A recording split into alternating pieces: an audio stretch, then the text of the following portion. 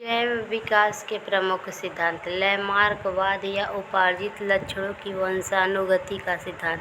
सन 1809 में फ्रांसीसी वैज्ञानिक डी लैमार्क ने उनकी पुस्तक फिलोसॉफिकल जूलॉजिक में इस सिद्धांत को प्रतिपादित किया। इसके अनुसार वातावरण, आवश्यकता एवं उपयोग के आधार पर प्राणियों की संरचना में परिवर्तन हो सकते हैं तथा धीरे धीरे ये परिवर्तन एक पीढ़ी से दूसरे पीढ़ी में वंशानुगत हो जाते हैं तथा नई जाति का विकास होता है। प्रमाण पक्ष में पहला है, जिराफ की गर्दन का लंबा एवं लंबे अग्रपाद होना ऊंचे पेड़ों की पत्तियों पर निर्भर रहने का कारण संभव हुआ। दूसरा है, सांपों की टांगों का लुप्त होना। बिल में रहने से टांगों का उपयोग कम होने से टांगें लुप्त हो गई।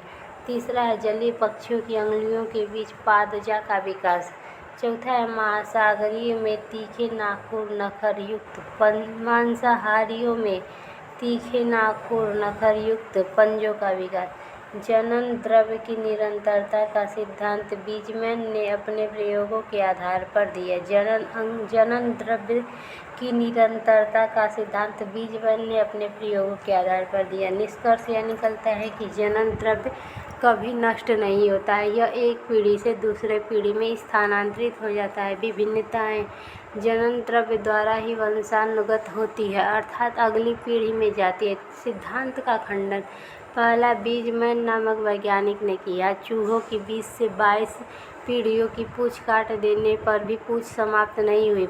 दूसरा है, भारत में सदियों से कान व नाक छेदे जाते हैं, परंतु यह लक्षण वंशानुगत नहीं हुआ। निष्कर्ष यह निकलता है कि सभी उपार्जित लक्षण या वातावरणीय विभिन्नताएं वंशानुगत नहीं होती, अर्थात यह एक पीढ़ी से दूसरी पीढ़ी में नहीं जाती हैं। दूसरा है, प्राकृतिक वर्णन का सिद्धांत या डार्विनवाद। ब्रिटिश प्रकृति वैज्ञानिक चार्ल्स रॉबर्ट डार्विन ने 1809 से 1822 ईस्वी में यह सिद्धांत दिया। 1859 में चार्ल्स डार्विन ने प्राकृतिक चयन द्वारा ऑरिजिन ऑफ स्पीसीज जाति की उत्पत्ति नामक पुस्तक में इस सिद्धांत को बताया। डार्विन के प्रमुख विचार निम्न हैं। पहला है, जीव जंतुओं में संतानोत्पत्ति की प्रचुर क्षमता होती है। दूसरा है, जीवन संघर्ष होता है, अंतःजातीय, अंतर्जातीय और वातावरणीय। तीसरा है, विभिन्नता है। चौथा है, योग्यतम का वर्णन। पांचवा, अनुकूल लक्षणों की वंशानुगति। पांचवा है, अनुकूल लक्षणों की वंशानुगति। छठवा है, नई जाति की उत्पत्ति। इस सिद्धांत के अनुसार विभिन्नता तथा अनुकूल लक्षणों के वंशानुगत हो जाने से प्रत्येक पीढ़ी अपने पूर्वजों से विकसित, सुसंगठित एवं भिन्न होती है तथा धीरे धीरे नई जाति का विकास होता है। प्रकृति के अनुकूल परिस्थितियों में ही जीव जीवन संघर्ष में जीवित रहते हैं। परिवर्तनवाद तीसरा है। यह सिद्धांत हॉलैंड के वैज्ञानिक ह्यूगो डी ब्रीज ने दिया था। परिवर्तनवाद के सिद्धांत को हॉलैंड के वैज्ञानिक ह्यूगो डी ब्रीज ने। इसके अनुसार कुछ पादपों तथा जंतुओं में क्रमिक विकास नहीं होता, वरन उनमें अकस्मात परिवर्तन हो जाते हैं। जिनकी संरचना में आए ये परिवर्तन एक पीढ़ी से दूसरे पीढ़ी में चले जाते हैं एवं अचानक नई जाति का उद्भव होता है। जैव विकास एवं जैव विकास के प्रमाण। जैव विकास धीमी गति से होने वाला एक क्रमिक परिवर्तन है। जैव विकास के सिद्धांत एवं इसके प्रमाणों की उपलब्धता के कारण सभी वैज्ञानिक इससे सहमत हैं कि जीवों का विकास कालांतर में हुआ है तथा यह सतत प्रक्रिया है जो आज भी क्रमिक रूप से चालू है। ये प्रमाण निम्नलिखित है जो प्रमाणित करते हैं कि जीवों का विकास क्रमबद्ध रूप से हुआ है। वर्गीकरण से जैव विकास के प्रमाण है। समान रचना एवं आकार वाले जीवों को एक वर्ग में रखा गया है, जैसे मछलियों की प्रजाति को स्पीसीज वर्ग में, मेढक एम्फीबिया वर्ग में, जल एवं थल दोनों पर रहने वाले जीव को एम्फीबिया वर्ग में, रेंगने वाले जीव को रेप्टेलिया वर्ग में, उड़ने वाले पक्षी को एविज वर्ग में, स्तनधारी को मैमेलिया वर्ग में। परंतु इन सभी जीवों में मेरुदंड पाई जाती है। इन सभी जीवों की पृष्ठवंशी कार्डेटा कहा जाता है।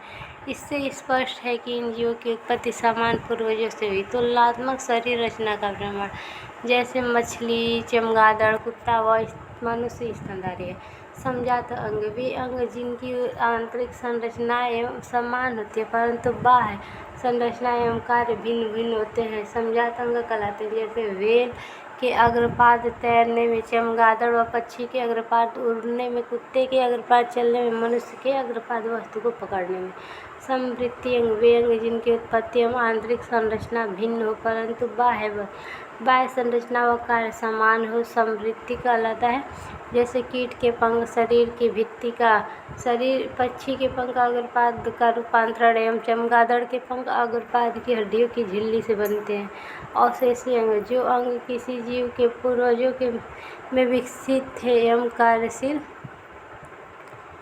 कार्यशील थे परंतु जैव विकास की प्रक्रिया के दौरान इनकी उपयोगिता धीरे धीरे कम होती गई तथा अब ये मात्र अवशेष के रूप में ही पाए जाते हैं। जैसे मानव शरीर में अवशेषीय अंग अपेंडिक्स, कर्णपेशियाँ, आँख में निवेशक पटल, शरीर पर बाल, सीने पर नुकीले रत्नक दांत, कुक्ष कशेरुका, रीढ़ की हड्डी का सबसे निचला एवं अंतिम हिस्सा, नवजात शिशु में कभी कभी बंदर एवं पशुओं की तरह पुच्छ पाई जाती है, जिससे प्रमाण मिलता है कि हमारे पूर्वज बंदर थे।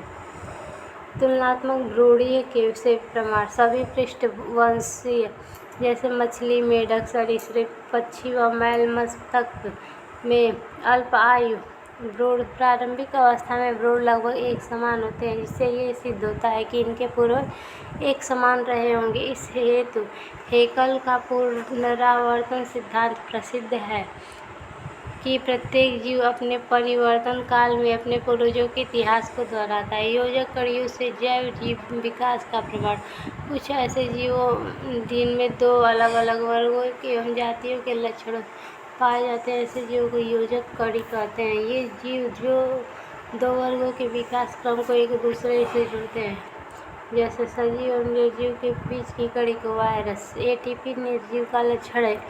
एटीपी का निर्माण नहीं, वृद्धि नहीं तथा मल्टीप्लिकेशन सजीव का लक्षण बहुगुणन करता है। पादप एवं जंतु के बीच की कड़ी का युगलीना ग्लाइकोजन के रूप में भोजन का संग्रह जंतु का लक्षण एवं हरित लवक पाया जाना पादप जगत का लक्षण है। एनिलिडा एवं आर्थ्रोपोडा के बीच की कड़ी को पेरिपेट्स, इनमें दोनों संघों के गुण पाए जाते हैं। एनिलिडा तथा आर्थ्रोपोडा संघ के बीच की कड़ी को पेरिपेट्स कहते हैं। डकबिल प्लेटिपस एकिडना पक्षी तथा स्तनधारी के बीच के कड़ी को डकबिल प्लेटिपस एकिडना पक्षी तथा स्तनधारी के बीच की कड़ी को कहते हैं। अंडे देना तथा शरीर पर बाल व दुग्ध ग्रंथियाँ फुसफुस मछली फिशीज व एम्फीबिया के बीच योजक कड़ी को फुफ्फुस मछली कहते हैं। आर्कियोप्टेरिक्स सरीसृप रेप्टाइल एवं पक्षियों एवीज के बीच की योजक कड़ी को आर्कियोप्टेरिक्स, इनमें सरीसृपों की तरह चोंच एवं दांत पाए जाते हैं तथा पक्षियों की तरह चोंच एवं पंख पाए जाते हैं। यह वर्तमान में नहीं पाया जाता है। इसके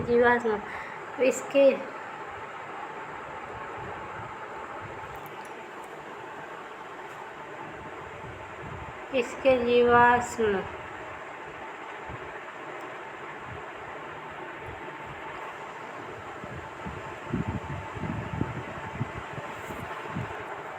मृत खोजे गए हैं। Virus, euglena, peripatus, duckbill platypus echidna, फुसफुस मछली, ये सभी जीवित जीवाश्म भी कहलाते हैं। जीवाश्मी प्रमाण डार्विन ने जीवाश्मों को जैव विकास का ठोस प्रमाण माना। घोड़े के विकास क्रम इसका आकार, आकृति, पंजे के प्रकार में निरंतर परिवर्तन से आज का घोड़ा बना है। प्राणी भौगोलिक वितरण का प्रमाण ऑस्ट्रेलिया में पाए जाने वाला कंगारू, ध्रुवीय भालू एवं न्यूजीलैंड में के पेंगुइन आदि महाद्वीपों के पृथक होने से विशेष क्षेत्र में ही पाए जाते हैं। जैव रासायनिक प्रमाण प्रत्येक जीव का जीव द्रव्य मुख्यतः प्रोटीन, जल, वसा एवं कार्बोहाइड्रेट से बना होता है। सभी जीवों में समान कार्य के लिए एक जैसे एंजाइम पाए जाते हैं। जैसे अमीबा में व मानव में लाइपेज वसा का ही पाचन करता है। हार्मोन सभी पृष्ठवंशियों के अंतःस्रावी ग्रंथियों से निकलने वाले हार्मोन समान होते हैं।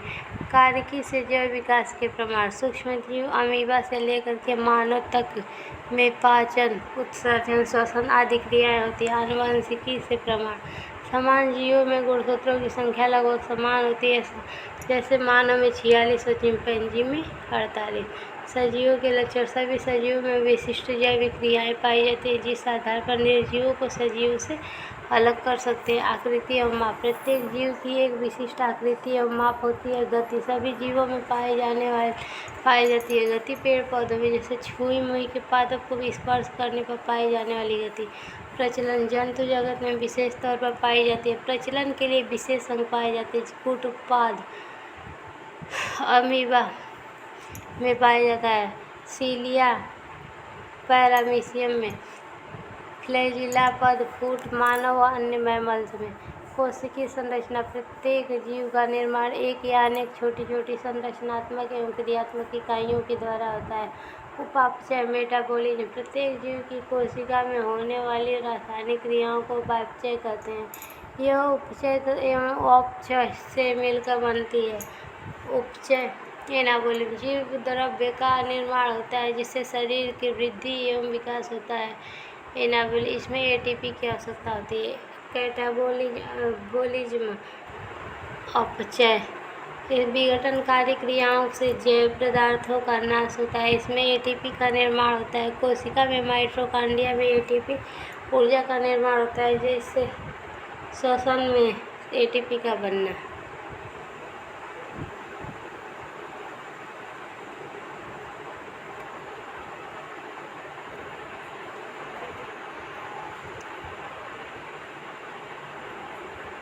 पोषण।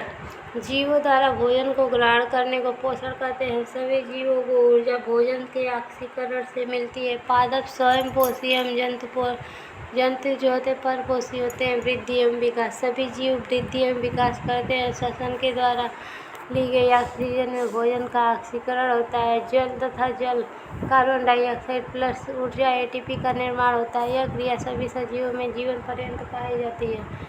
C6H12O6 प्लस 6O2 से क्रिया करके 6CO2 प्लस 6H2O प्लस ऊर्जा बनाता है। ग्लूकोज प्लस O2 से अभिक्रिया कर CO2 प्लस जल प्लस ऊर्जा एटीपी के रूप में। यह क्रिया माइटोकॉन्ड्रिया में संपन्न होती है। उत्सर्जन। उपापचयी क्रियाओं में ऊर्जा के साथ कुछ विषैले एवं हानिकारक पदार्थ भी उत्पन्न होते हैं जैसे यूरिया, यूरिक अम्ल, अमोनिया, CO2 इत्यादि। इन पदार्थों के शरीर से बाहर निकालने की प्रक्रिया को उत्सर्जन कहते हैं। उद्दीपन के प्रति अनुक्रिया। कांटा लगने पर पैर का अचानक हटाना, ठंड से शरीर का कांपना आदि बाह्य उद्दीपनों के उदाहरण है। भूख लगना, प्यास लगना आदि आंतरिक उद्दीपन है। जन्म। प्रत्येक जीव जनन द्वारा अपने पैर जैसे जीवों की उत्पत्ति करते हैं। प्रत्येक जीव जंतु द्वारा अपनी जाति की निरंतरता एवं अस्तित्व को बनाए रखता है। जीवधारियों का वर्गीकरण। सर्वप्रथम अरस्तु ने जीव जगत को दो समूहों में बांटा था। वनस्पति समूह, जंतु समूह। लिनियस ने अपनी पुस्तक सिस्टीमा न्यूटन ने सभी जीवधारियों को पादप व जंतु जगत में वर्गीकृत किया।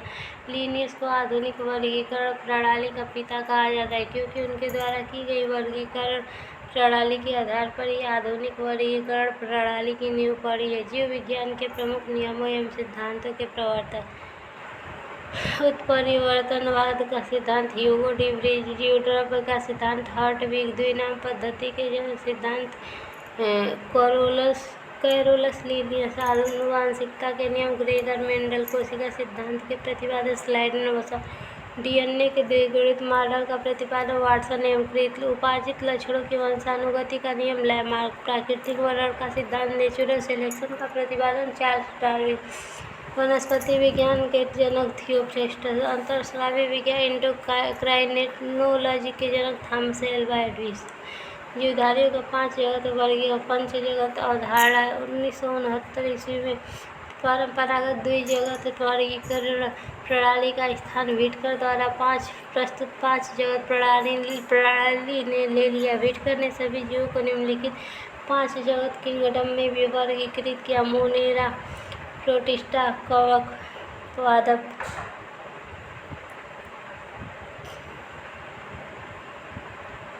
जंतु।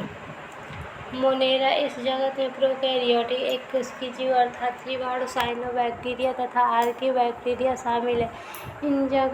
इस जगत में तंतुमय जीवाणु पाए जाते हैं। प्रोटिस्टा जगत इस जगत में एक कोशिकीय यूकैरियोटिक जीव शामिल है। पादप एवं जंतु के बीच स्थित यूग्लिना इसी जगत में शामिल है, जैसे अमीबा, पैरामीशियम, प्लाज्मोडियम। कवक जगत इस जगत में वे परपोषी तथा यूकैरियोटिक जीवधारी पाए जाते हैं, जिनमें पोषण और शोषण द्वारा होता है। इनमें परजीवी तथा मृत पदार्थों पर भोजन के लिए निर्भर जीव शामिल है। इनकी कोशिका भित्ति काइटिन की बनी होती है, जैसे एल्बुगो, एगैरिकस आदि। पादप जगत इस जगत में शैवाल व बहुकोशिकीय हरे पौधे शामिल हैं। प्रकाश संश्लेषी उत्पादक जीव सम्मिलित हैं। शैवाल, मांस, पुष्पी तथा अपुष्पी बीजीय पौधे इसी जगत के अंग होते हैं। इनमें 2 प्रकार की जीवन पद्धति पाई जाती है। सूर्य के प्रकाश में स्वपोषित, प्रकाश के अभाव में इतर पोषित। प्रोटोजोआ साधारणतः इसी जगत में पाए जाते हैं। जंतु इसमें सभी बहुकोशिकीय जंतु, समभोजी यूकैरियोटिक उपभोक्ता जीव सम्मिलित किए जाते हैं। इसे मेटाजोआ भी कहते हैं। हाइड्रा, जेलीफिश, कृमि, सितारा, मछली, सरीसृप, उभयचर, पक्षी तथा स्तनधारी जीव इसी जगत के अंग होते हैं। जंतु पादप जगत इस जगत में शैवाल व बहुकोशिकीय हरे पौधे शामिल हैं। प्रकाश संश्लेषी उत्पादक जीव सम्मिलित हैं। शैवाल, मांस, पुष्पी तथा अपुष्पी बीजीय पौधे इसी जगत के अंग होते हैं। इनमें 2 प्रकार की जीवन पद्धति पाई जाती है। सूर्य के प्रकाश में स्वपोषित, पुरुष प्रकाश के अभाव में इतर पोषित। प्रोटोजोआ साधारणतः इसी जगत में पाए जाते हैं।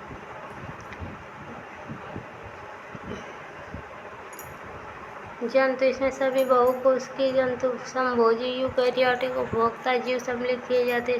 इसे मेटाजोआ भी कहते हैं। हाइड्रा, जेलीफिश, कृमि, सितारा, मछली, सरीसृप, उभयचर, पक्षी तथा स्तनधारी जीव सभी इसी जगत के अंग होते हैं। नोट: जाति स्पीसीज वर्गीकरण की सबसे छोटी तथा आधारभूत इकाई है। जीवों के नामकरण की द्विनाम पद्धति को कैरोलस लिनियस ने दी थी। द्विनाम पद्धति जीवों, जंतु एवं पादपों के वनस्पति के नामकरण की पद्धति है। 1753 ईस्वी में प्रसिद्ध वैज्ञानिक कैरोलस लिनियस ने इसका प्रतिपादन किया। इसके अनुसार दिए गए नाम के 2 अंग होते हैं, जो क्रमशः प्रथम भाग जीव वंश के नाम पर, सेकेंड भाग द्वितीय अंग स्पीसीज का द्योतक है, जैसे एलियम, सेपा, प्याज का। जहाँ एलियम वंश और सेपा जाति को सूचित करता है। अंतर्राष्ट्रीय जंतु विज्ञान कांग्रेस वाशिंगटन में द्विनामकरण पद्धति अंग्रेजी एवं फ्रेंच भाषा में प्रकाशित की गई थी। लीनियस शब्द का संक्षिप्त रूप लीन है। इनका अर्थ है कि सर्वप्रथम लीनियस ने मानव जाति को होमो सैपियंस नाम से पुकारा था।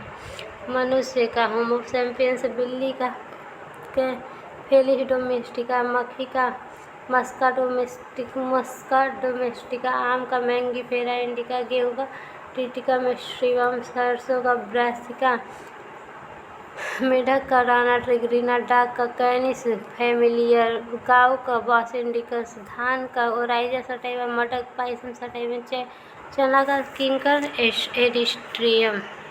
कोशिका विज्ञान कोशिका जीवों की संरचनात्मक एवं कार्यात्मक इकाई होती है। कोशिका अर्धपारगम्य झिल्ली से घिरी रहती है तथा इसमें स्वतः जनन की क्षमता होती है। कोशिका के अध्ययन को साइटोलॉजी कहते हैं। कोशिका की सर्वप्रथम खोज 1665 में कार्क में रॉबर्ट हुक ने की थी। सजीवों में कोशिका की खोज 1674 ईस्वी में एंटोनी वान लीवेनहॉक ने की थी। सर्वप्रथम संयुक्त सूक्ष्मदर्शी का आविष्कार 1665 ईस्वी में रॉबर्ट हुक ने किया था। इलेक्ट्रॉन सूक्ष्मदर्शी का आविष्कार 1932 में नाल व रस्का ने किया था। रॉबर्ट ब्राउन 1831 में कोशिका विकेंद्रक व केंद्रिका का पता लगाया था। कोशिका सिद्धांत 1838 से 39 में स्लाइडेन अनुसान ने प्रस्तुत किया था। सर्वप्रथम कोशिका विज्ञान सिद्धांत रुडोल्फ विर्चो ने 1855 ईस्वी में दिया था। रुडोल्फ विर्चो 1855 में एक मत कोशिका की उत्पत्ति के लिए दिया था। ओमिनस सेलुलाई सेलुला अर्थात नई कोशिका ये पूर्व निर्मित कोशिकाओं से ही बनती होती है। सजीवों की सबसे बड़ी कोशिका शुतुरमुर्ग गार्डा अस्ट्रिच एक होती है, जिसकी सजीव की सबसे छोटी कोशिका माइकोप्लाज्मा होती है। जीवाणु ओपीपीएल है, जिसका मानव के शरीर की सबसे लंबी कोशिका तंत्रिका तंत्र नर्वस सेल लगभग 1 मीटर होता है। मनुष्य के शरीर की सबसे बड़ी कोशिका अंडाणु तथा मनुष्य के शरीर की सबसे छोटी कोशिका शुक्राणु होती है। एक कोशिकीय जीव अमीबा, पैरामीशियम, यूग्लिना बैक्टीरिया या जीवाणु द्वारा क्लैमिडोमोनास आदि। फ्लेमिंग ने 1880 से 82 में क्रोमेटिन की खोज की तथा कोशिका का समसूत्री विभाजन का सिद्धांत दिया था। वाटसन और क्रिक ने 1953 ईस्वी में डीएनए का डबल हेलिक्स संरचना का मॉडल प्रस्तुत किया था। स्ट्रॉक्स वर्ग में 1884 में पैतृक लक्षणों के एक पीढ़ी से दूसरे पीढ़ी तक ले जाने में केंद्रक की भूमिका के बारे में बताया था। वाल्डेयर ने 1888 में गुणसूत्र का नामकरण किया था। कैमिलो गोल्जी ने 1898 में गोल्जी काय की खोज की थी। रिचर्ड अल्टमैन ने 1890 में माइटोकॉन्ड्रिया की खोज की, जिसे उसने बायोप्लास्ट नाम दिया था। सी वेंडा ने 1898 में इसे माइटोकॉन्ड्रिया का नाम दिया था। वायरस कोशिका सिद्धांत का अपवाद है। लाइसोसोम की खोज 1958 में डी डुबे ने की थी।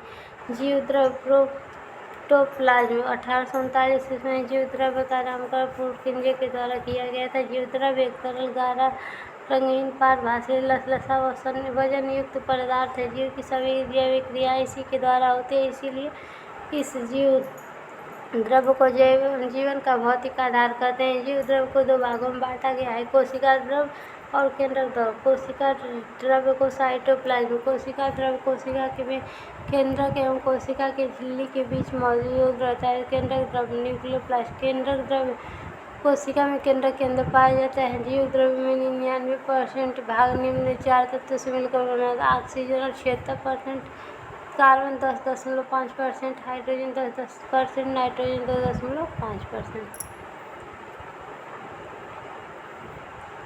जीव द्रव्य में अकार्बनिक एवं कार्बनिक यौगिकों का अनुपात लगभग क्रमशः 81 संबंध 19 होता है। जीव द्रव्य में लगभग 80% जल की मात्रा पाई जाती है। विभिन्न कोशिकाओं की उनकी आकृति। लाल रक्त कोशिकाएं की आकृति उभयतल होती है। तंत्रिका कोशिकाएं लंबी, पतली और शाखान्वित होती है। जीवाणु कोशिका वक्रित छड़ के आकार की होती है। शैवाल कोशिका अंडाकार एवं कसाव युक्त होती है। परागकण गोलाकार एवं कांटेदार होती है। विभिन्न कोशिकाएं उनकी माइकोप्लाज्मा जीवाणु सबसे छोटी कोशिका है। शुतुरमुर्ग का अंडा सबसे बड़ी कोशिका है। एक कोशिकीय जीव एक कोशिकीय इनका शरीर केवल एक कोशिका का बना होता है तथा सभी कार्य केवल एक ही कोशिका द्वारा संपादित किए जाते हैं, जैसे अमीबा, पैरामीशियम, यूग्लिना बैक्टीरिया या जीवाणु तथा क्लैमिडोमोनास। बहुकोशिकीय इनका शरीर कई कोशिकाओं से बना होता है तथा सभी कार्य कोशिकाओं के समूह के द्वारा संपादित किए जाते हैं, जैसे केचुआ, मेढक, मछली, पक्षी, मनुष्य आदि। प्रोकैरियोटिक कोशिका इसमें केंद्रक अर्धविकसित व बिना केंद्रक झिल्ली के होता है। जीवाणु, विषाणु, माइकोप्लाज्मा व निर्जलीय शैवाल इसमें कोशिकाओं का अभाव होता है। यूकैरियोटिक कोशिका इसमें केंद्रक के चारों ओर पूर्ण विकसित केंद्रक झिल्ली पाई जाती है, जो सभी पौधों व जंतुओं में उपस्थित होती है। इनमें पूर्ण विकसित कोशिका भित्ति पाई जाती है, जो पादपों में सेल्यूलोज व जंतुओं में लाइपोप्रोटीन की बनी होती है। इसमें गुणसूत्र की संख्या 1 से अधिक होती है। कोशिका भित्ति सेल वॉल सेल्यूलोज की बनी कोशिका झिल्ली के चारों ओर कठोर आवरण होता है। यह केवल पादप कोशिकाओं में पाया जाता है। कोशिका झिल्ली या प्लाज्मा झिल्ली से जंतु तथा पादप दोनों में पाई जाती है तथा यह प्रोटीन व लिपिड की बनी होती है। यह अर्धपारगम्य होती है तथा पदार्थों को गमन करने देती है। इसे चयनात्मक पारगम्य झिल्ली भी कहते हैं। कोशिका के अंदर संपूर्ण जीवित पदार्थ को जीव द्रव्य कहते हैं। वैज्ञानिक हैक्सले ने बताया कि जीव द्रव्य जीवन का भौतिक आधार होता है। जोहानसन पुरकिंजे ने 1839 ईस्वी तक इस जीवित पदार्थ को प्रोटोप्लाज्म के या जीव द्रव्य का नाम दिया था। कोशिका द्रव्य तथा केंद्रक दोनों मिलकर जीव द्रव्य का निर्माण करते हैं। कोशिका के प्रमुख भाग। कोशिका भित्ति। जीवाणु एवं वनस्पति कोशिकाओं में कोशिका झिल्ली के बाहर निर्जीव पारगम्य तथा दृढ़ आवरण को कोशिका भित्ति। यह केवल पादप कोशिका में पाया जाता है। पादप कोशिका भित्ति मुख्य रूप से सेल्यूलोज से बनी होती है। यह कोशिका को निश्चित आकृति एवं आकार प्रदान करती है। जीवाणु कोशिका भी भित्ति में पेप्टिडोग्लाइकन या म्यूकोपेप्टाइड या म्यूरिन होता है। कोशिका झिल्ली। कोशिका झिल्ली या जीव द्रव्य झिल्ली का एक जैव झिल्ली है जो बाह्य वातावरण से सभी कोशिकाओं के आंतरिक भाग की रक्षा करती है। कोशिका झिल्ली में एक लिपिड द्विस्तर होता है। प्रमुख कार्य। भिन्न भिन्न प्रकार के अणुओं को अंदर आने व बाहर निकलने में नियंत्रण करती है। कोशिका झिल्ली में प्रोटीन एवं कार्बोहाइड्रेट पाया जाता है। यह अर्धपारगम्य झिल्ली होती है। कोशिका झिल्ली का उन्नत प्रतिकृति 1972 में सिंगर व निकोलसन ने प्रतिपादित किया, जिसे तरल कीमेट प्रतिकृति के रूप में व्यापक रूप से स्वीकार कर लिया गया। इसके अनुसार लिपिड की अर्धतरलीय प्रकृति के कारण फास्फोलिपिड द्विस्तर के भीतर प्रोटीन पारस्परिक गति करता है। तारकाय की खोज बेंडन व नामकरण डी बोवेरी ने किया था। तारकाय केवल जंतु कोशिकाओं में पाया जाता है, पादप कोशिकाओं में नहीं। केवल शैवाल व कवक को छोड़कर पाया जाता है।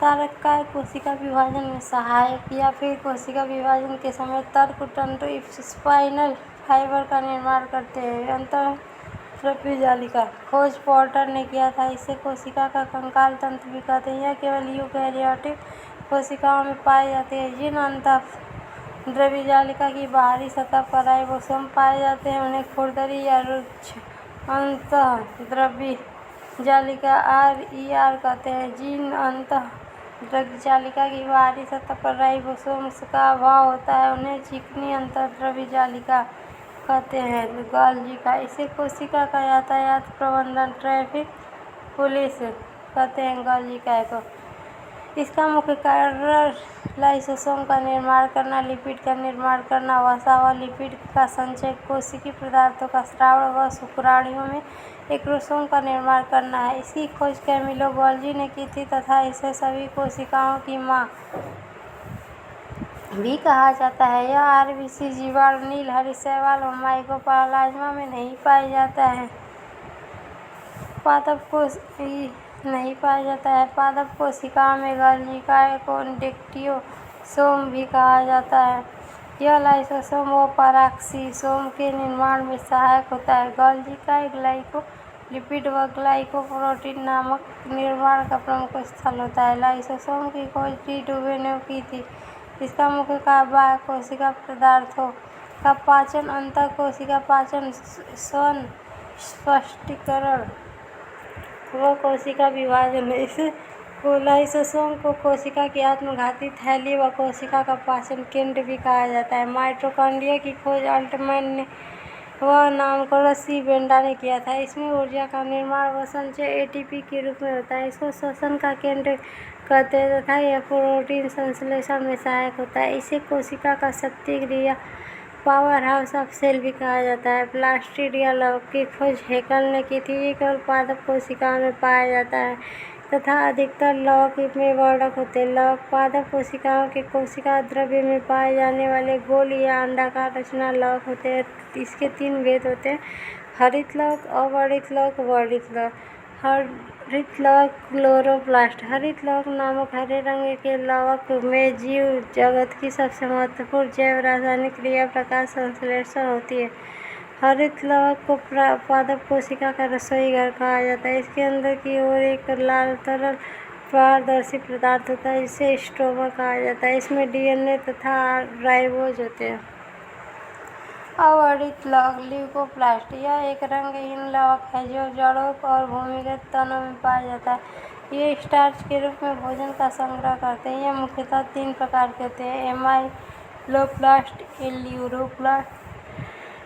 इल्लियोप्लास्ट। वर्णित लवक क्रोमोप्लास्ट। ये पौधों के रंगीन भागों, पुष्पों की पंखुड़ियों तथा फलों की भित्तियों में पाए जाते हैं। ये पीले, लाल तथा नारंगी रंग के होते हैं। उदाहरण के लिए टमाटर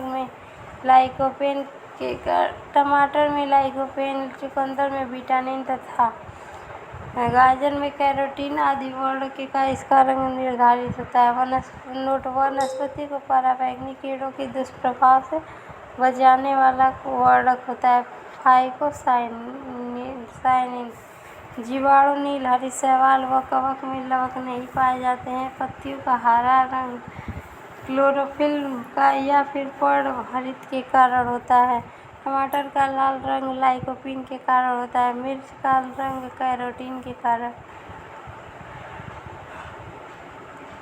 चुकंदर का विटामिन के कारण, गाजर का कैरोटीन के कारण, पत्तियों का पीला रंग कैरोटीन व ज़ैंथोफिल के कारण होता है। पत्तियों में पर्ण मैग्नीशियम Mg+2 तत्व पाया जाता है। राइबोसोम्स की खोज पैलेट ने की थी। यह प्रोटीन निर्माण का कार्य करता है, इसीलिए इसे प्रोटीन संश्लेषण का प्लेटफॉर्म या प्रोटीन का कारखाना या कोशिका का इंजन कहते हैं। यह आरएनए तथा प्रोटीन के बने होते हैं, जिसमें आरएनए का लगभग 80% भाग होता है और डीएनए का 80% होता है और सबसे छोटा कोशिकांग होता है, जिसका निर्माण केंद्रिका न्यूक्लियस के द्वारा होता है। राइबोसोम्स दो प्रकार का 70S 80S।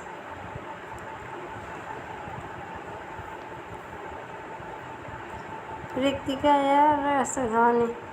रिक्तिका की बाहरी आवरण टोनोप्लास्ट कहलाता है। यह पादप कोशिकाओं में बड़ी एवं जंतु कोशिकाओं में छोटी होती है। जंतु कोशिकाओं में ये जल संतुलन का